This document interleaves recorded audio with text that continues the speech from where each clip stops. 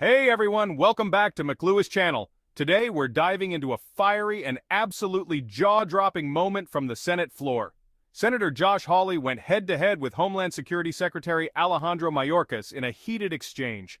Hawley accused Mayorkas of lying under oath, failing to uphold the law, and enabling dangerous policies that have had devastating consequences for Americans. Stick around, because this one's gonna shock you. Let's get into it. Thank you very much, Mr. Chairman. Mr. Secretary, let's just come back to Jose Ibarra, if we can. You know who that is.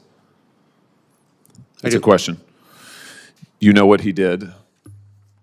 I know what he's accused of doing. Which is? Murdering a young woman. And that wasn't the first crime that he committed in this country, was it? Senator, as I've articulated previously, I'm not going to speak about the facts of the case because there is an ongoing criminal investigation. Have you read his parole file? Senator, same answer. So you're not going to say whether or not you've read the parole file? I've got it right here. Have you read this?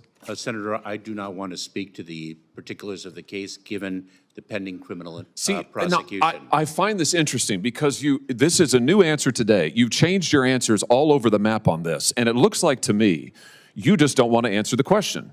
2 days ago, you were asked about this in the House Homeland Security Committee. I've got the transcript right here in front of me. You were asked the same question. Jose Ibarra, why was he paroled? You said, I don't know.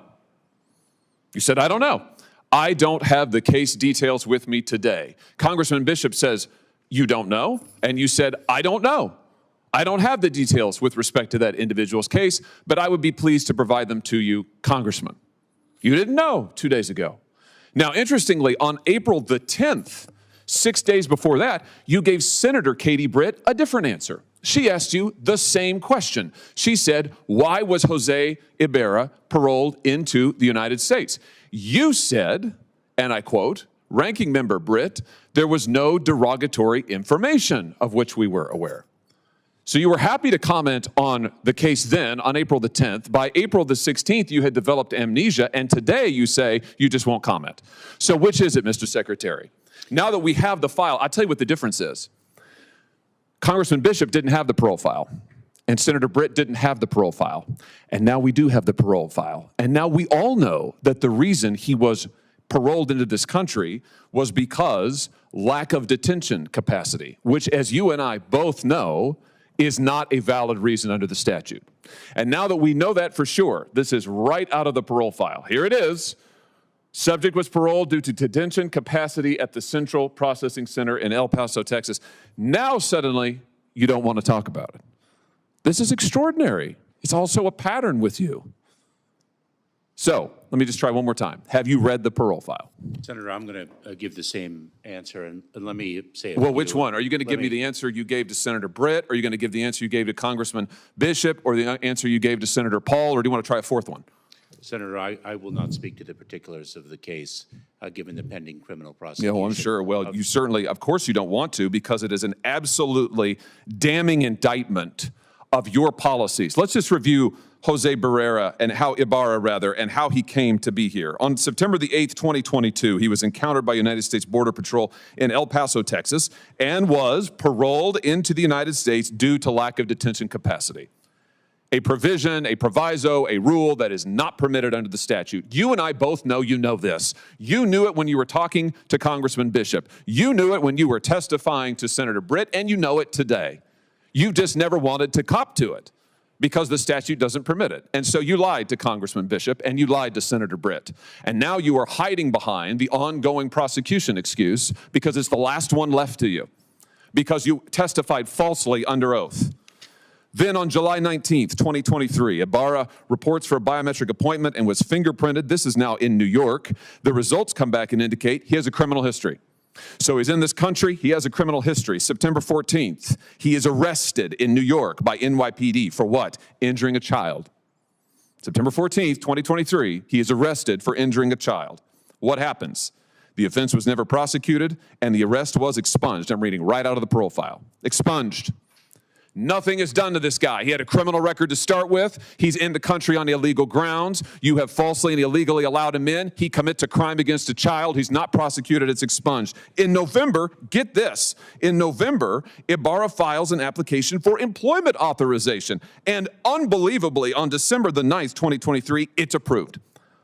So this is your policies in action, Mr. Secretary. A criminal is permitted into this country on grounds flatly not permitted, flatly contradictory to the statute. He commits a crime against a child, and then he gets a work permit.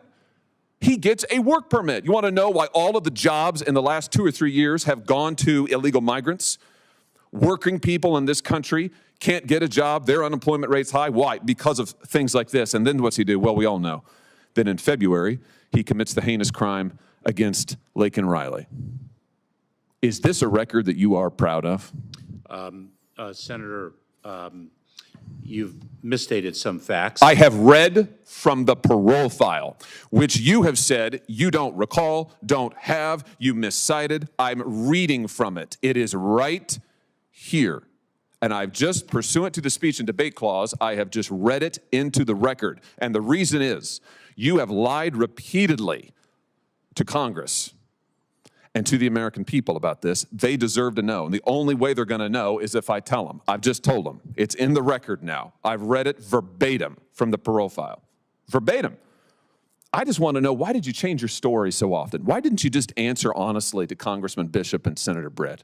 Senator, I am confident that justice will be vindicated in the criminal prosecution of the case. Well, hopefully he'll get more of a trial than you got.